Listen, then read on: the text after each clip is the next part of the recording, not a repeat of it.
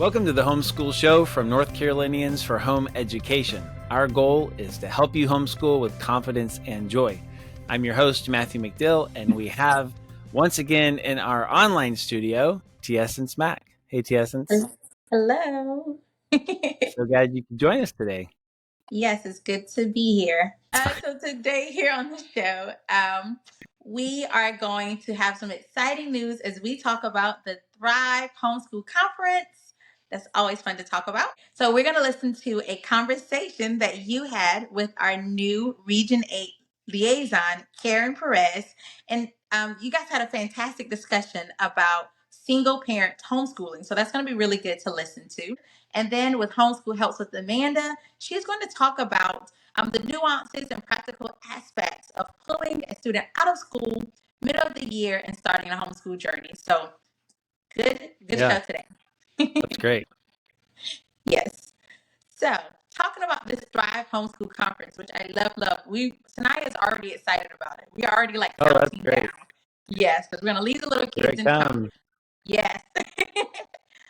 So that is going to be May 23rd to the 25th. And conference registration opens up this week with early bird prices available until February 29th. So definitely want to get those tickets as soon as possible.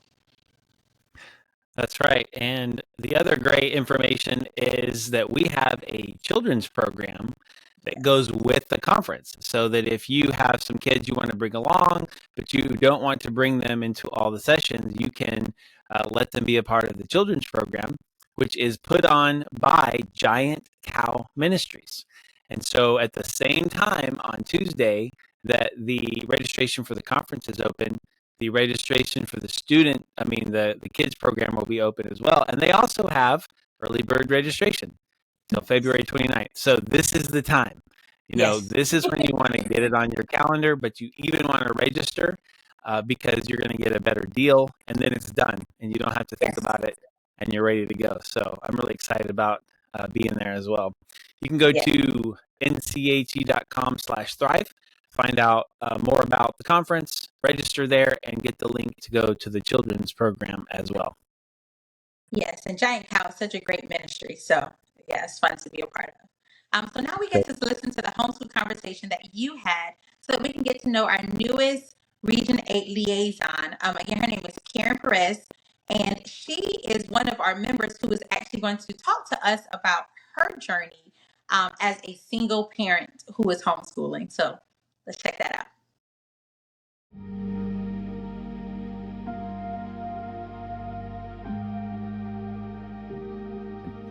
We have the privilege today of talking with Karen Perez, and she is our somewhat brand new, Region 8 liaison. And if you're aware of the regions in our state, this would include the counties Hoke, Scotland, Cumberland, Robeson, Bladen, Sampson, and Columbus. Karen, thanks for taking a few minutes to talk to me. Thank you so much for forcing me out of my comfort zone to join you. Yeah, this is great. Now, our liaisons are a part of the NCHE team to help provide support to parents and groups in their regions. And so if you're in one of those counties, then Karen is someone who's available to you. You can reach her at region8@nche.com. So anyway, we want to take a little bit of time just to introduce her, to get to know her as a new member of our team, so you can connect with her. And we also have a topic today because we had one of our listeners ask a question, which was, can you provide some more discussion on single parent homeschooling? And Karen is a single parent homeschooler. And so we just want to get her on and have a little bit of conversation about that. So it sounds like from your story that you started out homeschooling as not a single parent. So correct. Is that right? So how did that affect the journey? Did you ever think of quitting when you were a single parent, or what challenges then presented themselves? So many challenges. So one, the financial is a huge one, and trying to figure out what that would look like going forward. I refer to the other person is my wayward spouse. And originally why I did not start homeschooling were his concerns. That was very foreign to him. I grew up with people that homeschooled. So we started where I was taking a little bit more of the lead, and this is what I think would really be best for him. Fast forward, when we moved, it was good. It was working. We saw benefits. He was supportive of it at one point, and then suddenly he was not. It was not a kind situation. It was not a mutual decision. And so finances were a huge concern to the other party, and having the boys in school would have meant less money towards me. And so my original concern was that a judge would require that I had to put my boys in school. Right. And there was a lot of fear within that. And so while having to begin, I had a spouse who left. I was hurt and devastated. My children were hurt and devastated. We're grieving. We're homeschooling. I had a child that needed some additional needs and attention. I lost my community, my military community. It was one of the most awful experiences and times in my life. But we were in a plan and a program, and I kept going. I was determined that I was going to fight for this. I knew we had the Homeschool Legal Defense Fund is an option. We talk about things being a spiritual battle. And I was definitely in a spiritual war. And so all of the main things that were most important to my heart for the well-being of what was best for my children, I was waging a prayer battle and really praying that the Lord would somehow make these things, this plan that we had before that was at one point good, that this other person would recognize that. And even in the midst of whatever choices he was making, that he would recognize that this really was best for them. And that I was doing a good job within this, and that and that he couldn't deny that. And so to seek something else would really mean to hurt our kids. And my prayer is that he would acknowledge that. One of the big challenges you've mentioned is financial. And maybe you could mention any other challenges that come with homeschooling kind of by yourself, and in the sense of parenting, and how did you handle those? How did you try to overcome the things that you were facing? So finances becomes the big one right off the bat, because it's a change in family income. It's a change in lifestyle. It's a change in, do we get to stay in the home? Do we not? Everything has been uprooted, and you feel like you're living in a bit of a tornado for a while. For me, the gift of homeschooling was such a blessing during that early on season. And since then, because it's been a very lengthy battle that I've had to endure. I don't know how I would have gotten kids up to go and drop them off at school, knowing that there was just devastation at home. We took time where we needed to be, like, school was an important priority, but so were our hearts, and so were my children's hearts. And so I grieve when other families are in school and kids are having meltdowns in school and classroom. I thought, we had a lot of meltdowns, but we did those at home, and we adjusted. Or it'd be a day where, you know what, we're going for a walk right now. We're going to go ride bikes. We're going to the park. I had the freedom to be able to do that, to help the three of us begin to heal in a healthy way. Healing healthy was important for us. We were part of co-op. We were part of two different groups. And so having something set in our schedule was a good thing to look forward to every week. When I was a military spouse, if you're dealing with a deployment, you have this huge chunk of time when you're away from your family member. And if you take the whole year at a time, it's overwhelming. But when you chunk things down into small little bits and you have something special for each little, time period, it makes that smaller time period, it's goals. It's small little goal setting. It doesn't feel so overwhelming. I did that in our monthly homeschooling plan.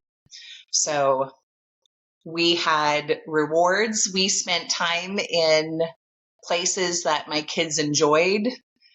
I am a coupon queen when I need to be. And so we spent a lot of time in the libraries. We spent time just sometimes, because there was a lot of grieving at home, we also spent time with people where we knew that we needed to get out and we needed to see people and had to force ourselves to connect. But within those people groups, they were safe people for my kids, and there were people that I trusted. And for me in particular, having boys, I had some we still have, I've had wonderful men in my sons' lives who have been their mentors that I trusted. My sons needed to be around healthy marriages. They needed to see Christ loving, godly men and how they love their wives. They need to see healthy, godly women, how they return and love their husbands. They needed to see healthy families. So that was a big thing. The finances, I went to,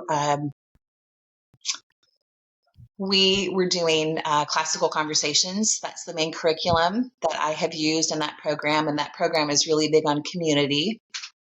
But I stepped up into a leadership position, and the pay is not a lot, but it allowed to assist and help offset costs for what I was putting towards my kids. I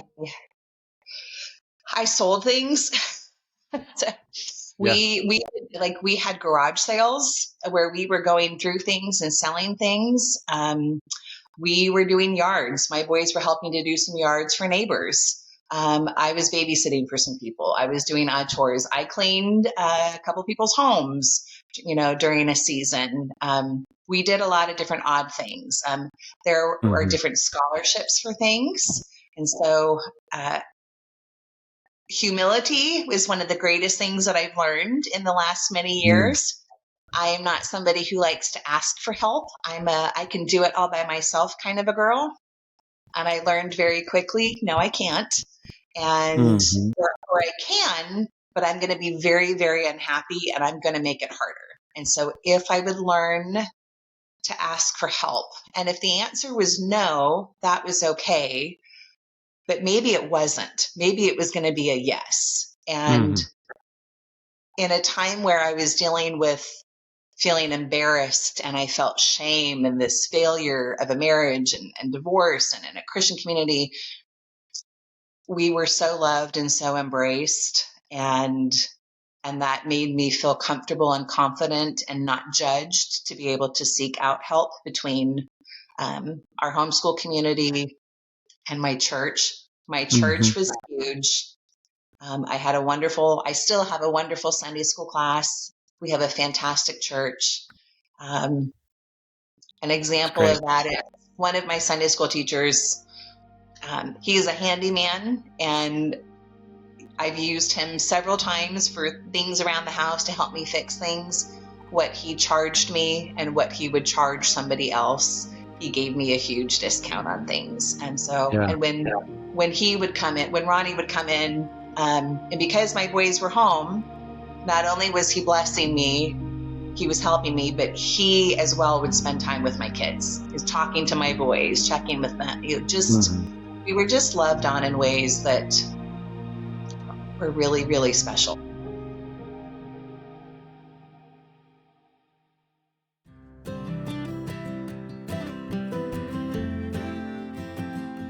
Welcome to Homeschool Helps with Amanda. I'm Amanda Wares, Homeschool Helps Director with NCHE.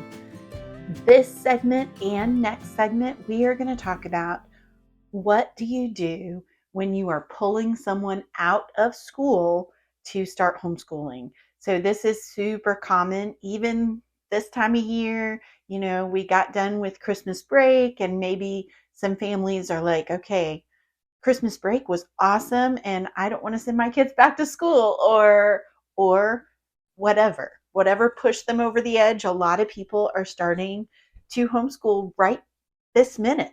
So we are going to talk about it. What do you do? So we're going to do a focus on practical steps of how do you get started with homeschooling when you're pulling someone out of school. And then next time we will focus more on just encouragement. I maybe it's a little unusual as far as board members on the NCHE board, but I did pull somebody out of school to homeschool 19 years ago now. Our oldest daughter went to school from kindergarten to third grade, and then we did pull her out. And the idea at that point was we will homeschool for a year and work on some issues, and then get her caught up on some things. And then the plan was at that time to send her back after a year. And here we are 19 years later. There's many factors that went into that decision to continue with homeschooling, which maybe I'll share that another time, just my personal homeschool story. But I just want you to know that I do understand what it's like to pull somebody out of school and start homeschooling. In particular, and this we'll focus more on this next time with the encouragement, is pulling someone out of school maybe who's a little unwilling. I have experienced that as well. But practical things. What do you need to know if you're pulling someone out of school? Number one, you need to know the law. I have focused on this a lot of times on Homeschool Helps with Amanda. So there are many videos out there focusing on what do you do step by step as far as the law. You need to open your own homeschool. You need to do what you need to do to follow the law. One important thing that I have seen people mention multiple times recently is they have pulled somebody out of school, or they are planning to, and they have signed them up with an online private school. They've had a lot of voices telling them, oh, it's fine. If you sign them up for this private school, then you don't need to open a homeschool. That is not true. There is no provision in our North Carolina law for online private schools. So in North Carolina right now, this may change, but right now, either you are enrolled, your child has to be enrolled in a public school, physical or virtual. There are virtual public schools. They must be enrolled in a private school, physical. Private schools must have a physical presence in the state of North Carolina, or they must be enrolled in a homeschool, registered homeschool with the state of North Carolina. So if you sign them up for that online private school, that's fine, perfectly fine. However, that is considered just a curriculum provider in North Carolina. So you still need to follow the law and open your homeschool. The second practical thing that you will hear a lot of people mention is the idea of deschooling. So this is the idea of when you pull someone out of school, out of brick and mortar school to homeschool, it is a good idea to take some time for you and for them to sort of a transition period, a time when you can kind of switch in your mind, transition in your mind from that public school mindset to a homeschool mindset. And your child can also transition from that mindset. They can take some time to separate themselves mentally and emotionally from their school situation that they were in before, and be ready to really jump in to this new homeschool situation. So those are really the main practical things that I would tell you. The other last thing would be, and I've mentioned this a million times, seek out in real life support, whether that's through NCHE, whether that's through a local homeschool group, whatever that looks like. You are going to need in real life support as a new homeschooler. Your student is going to need in real life support as a new homeschool student. So please seek out in real life support. All right, hope that helps today.